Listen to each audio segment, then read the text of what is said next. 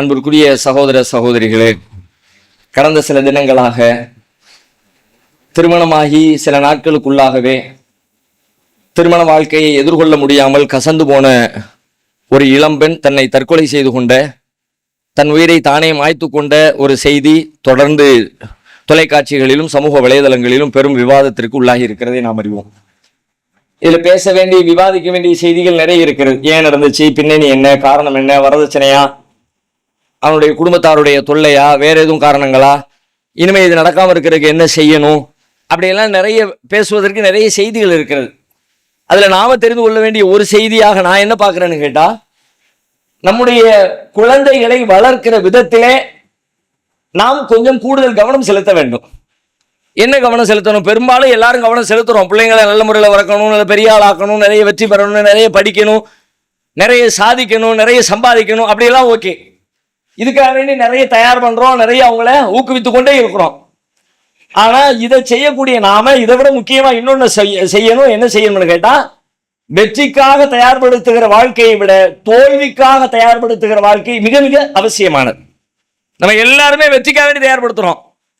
வெற்றி கிடைச்ச உடனே சந்தோஷமா இருக்குது, ஹாப்பியா இருக்கு, சிரிக்கிறாங்க, கொண்டாடுறாங்க, சுற்றம் எல்லாம் மகிழுது, ஓகே, வாழ்க்கை அப்படியே ஓடிக்கிட்டே இருக்குது. அதுல சிக்கலே இல்லை. ஆனால் தோற்று போகிறவங்கதான் பிரச்சனையே.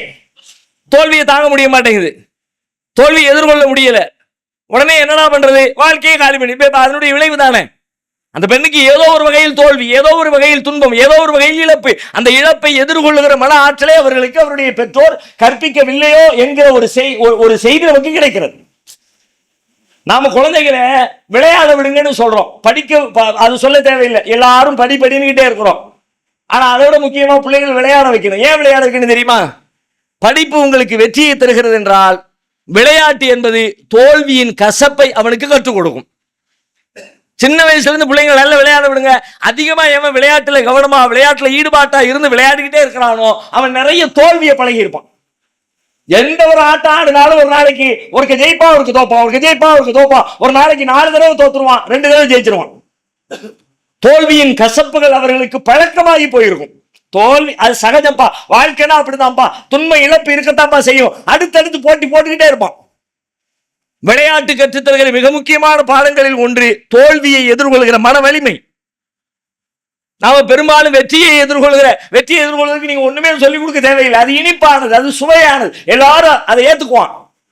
கசப்பைத்தான் அவர்கள் ஏற்றுக்கொள்வதற்கு, மென்று விழுங்குவதற்கு கற்றுத்தரணும். அதனால குழந்தைகள் ரொம்ப சுகமா சுபிச்சமா அப்படியெல்லாம் வாழ வைக்கிறதுக்கு இடையில அதை விட முக்கியமா சிரமங்களை, கஷ்டங்களை அனுபவிக்கிறதுக்கான வாழ்க்கை சூழல் உண்டாக்கி கொடுங்க. என் பிள்ளை விரும்பினதை எல்லாம் வாங்கி கொடுப்பேன், கேட்டதை எல்லாம் கொடுத்துருவேன், பெரிய பெருமை. பிள்ளைய நாசமாக்குற பெற்றவர்னு அர்த்தம். அவன் கேட்டா வாங்கி கொடுத்துறப்பா, அவன் கேட்டா நீ எதுக்கு வாங்கி, கேட்டதெல்லாம் வாங்கி கொடுப்பதற்கு அல்ல பெற்றோர்.